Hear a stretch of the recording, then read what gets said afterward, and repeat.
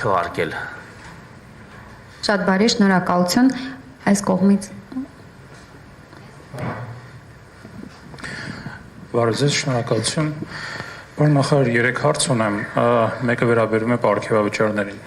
Հանրության մոտ սրա շուրջ տարբեր են քննարկումները եւ զայրույթ կա նաեւ այս առումով հետեւյալն է հետաքրքիր։ Պարգևավճարները դարձել են աշխատավարձի մեխանիկական հավելում, այլ ոչ թե բացառիկ աշխատանքի գնահատական։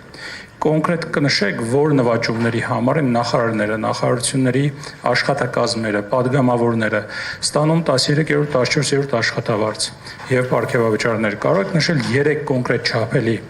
ցուցանիշ վերջին 6 ամսվա կտրվածքով, որոնք արդարացնում են պարգևավճարների ֆոնդի նման չափերը։ Եվ ինչպիսին է եղել նախարարության եւ նախարարի կոնկրետ դիրքորոշումը այս վերջին պարգևատրումների վերաբերյալ, որովհետեւ դուք պարբերաբար խոսում եք աշխատանքի արդյունավետության չափելիության մասին, արդյունավետության բարձրացման մասին, խնայողությունների մասին,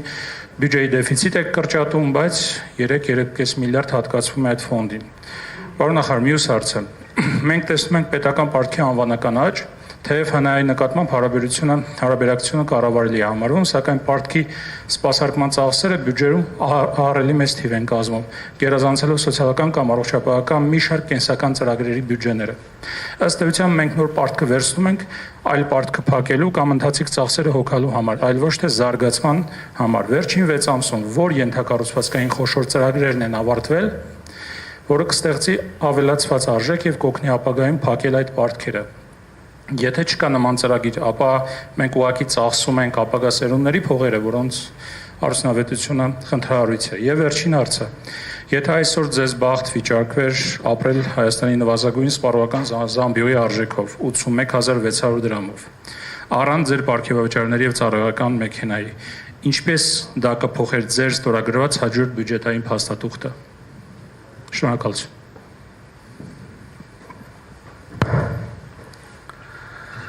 Շնորհակալություն։ Նախ անդրադառնամ պարգևավճարներին,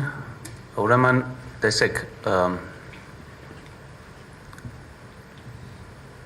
պետական պաշտոնյաների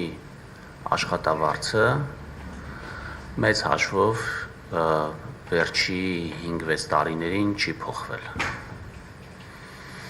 Եվ քննարկում եղել է 1-2 տարի առաջ այն մասին, որ այստեղ ինչ-որ բան է պետք անել, որովհետև ակնհայտ է, որ կան խնդիրներ կապված նրա հետ, որ որակյալ մասնագետներ եւ որակյալ կամ մեծ հաջողություն ունեցած մարդիկ, ովքեր մասնավոր հատվածում ստանում են բավականին բարձր աշխատավարձեր, իրենց ներգրավելը պետական համակարգ տարբեր պատճառներով այդքան էլ հեշտ չի եւ այդ պատճառներից մեկը նաեւ այն աշխատավարձերի մակարդակն է, որը գոյություն ունի։ Բնականաբար կարելի է նաեւ ասել, որ քաղաքական կամ հանրային գործունեությամբ զբաղվող մարդիկ էլ ավելի խոցելի են, քան համեմատենք եթե մասնավորի հետ, եւ այստեղ գուցե նաեւ պետք է մի փոքր ավելին վճարել այդ աշխատանքը անելու համար։ Այս քննարկումների ժամանակ իմ դիրքորոշումը եղել է նա, որ ուղղակի բարձրացնել նախարարների, փոխնախարարների կամ ղեկավար անձնակազմի աշխատավարձը երևի այդքան ճիշտ չի եւ պետք է ներդնել մի համակարգ, որտեղ առնվազն կկարողանանք որոշակի թիրախներ դնել եւ այդ թիրախների գնահատման արդյունքով տրամադրել այդ աշխատավարձի բարձրացումը լինի ոչ բոլորի համար նույն ձևով, այսինքն նրանց համար, ովքեր կունենան ավելի լավ կատարողական, նրանց համար կլինի մի փոքր ավելին, մյուսների համար մի փոքր պակաս։ Եվ սա նաև հնարավոր կլինի հանրությանը բացատրել, օրինակ հիմա ձեզ պատասխանելով այս հարցին։ Եվ այս համակարգը պիլոտային կարգով մենք ներդրեցինք անցած տարվա սկզբից, այսինքն անցած տարվա սկզբից սահմանվեցին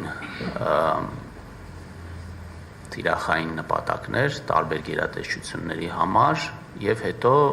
տարվա կեսում դրա վերաբերյալ եղավ գնահատման process, թե ինչքանով են դրանք կատարվել, այսինքն ինչ թիրախներ են սկզբից դրվել եւ հետո ինչքանով են դրանք կատարվել։ Բնականաբար ամեն գերատեսչության համար դրանք տարբեր էին եւ այդ գնահատումը տեղի ունեցավ եւ այդ գնահատման հիման վրա տեղի ունեցավ այս պիլոտային, ես չէի ասի որ սա պարգևավճար է, որովհետեւ դա ըստ էության այդ աշխատավարձի բարձրացումն է, ուղղակի մի փոքր այլ եղանակով։ Այստեղ մի կարևոր հարց կա, որովհետև դուք խոսեցիք նրա մասին, որ զայրույթ է առաջանում սրանից։ Ես մի փոքր ուզում եմ սրա վրա ուշադրություն դարձնեմ, թե ինչից կարող է, օրինակ, կարող եք դուք զայրանաք։ Որովհետև տեսեք, այս քայլը անելը բավականին մի քիչ կարելի ասել խիզախ քայլ է, այս քայլը անելը, ինչի, որովհետև եթե նախկինում այսպիսի թեմա գոյություն չուներ ընդհանրապես, որովհետև ավելի հեշտ էր օրինակ կանխիկ ինչ որ մեկը գար ինչ-որ մարդկանց փողը բաժաներ եւ դրանով ընդհանրապես այս թեման չլիներ, ոչ մեկ էլ պարգևավճար չստանար եւ դա շահարկման թեմա չդառնար։ Հիմա մենք գնացել ենք այն ճանապարհով, որ պետքա ամեն ինչ թափանցիկ լինի, հասկանալի լինի, կարող է սկզբից կատարյալ չլինի, որովհետև գնահատման համակարգ դնելը հատկապես պետական համակարգում, հատկապես նախարարների համար մի փոքր այսպես դժվար է, եւ դրա համար դրան անվանել ենք պիլոտային ծրագիր եւ փորձել ենք առնվազն այս գնահատումը, այս հավելյալ աշխատավարձը, այսպես կարելի ասել, տրամադրել այդ եղանակով։ Ես կարծում եմ, որ մեր հանրությունը պետք է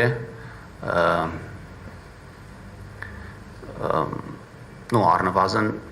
եթե չասեմ գոհ լինի, ապա չզայրանա սրանից, էլի, որովհետև ասենք, չգիտեմ, սրա մասին է խոսում, օրինակ ես խոսեցի նրա մասին, որ մենք հավելյալ 300 միլիարդ հարկ ենք հավաքել։ Այդ հարկը հավաքվել է նրա պատճառով, որ պետական պաշտոնյաները բիզնեսով չեն զբաղվում, բիզնես չեն հովանավորում, ազատություն է տված տնտեսական գործունեություն իրականացնելու համար, մարդիկ զբաղվում են այդ գործունեությամբ, այդ ավել հարկերը վճարվում են, եւ այդ հարկերի մի մասը կարելի ասել, այո, պետք է վճարվի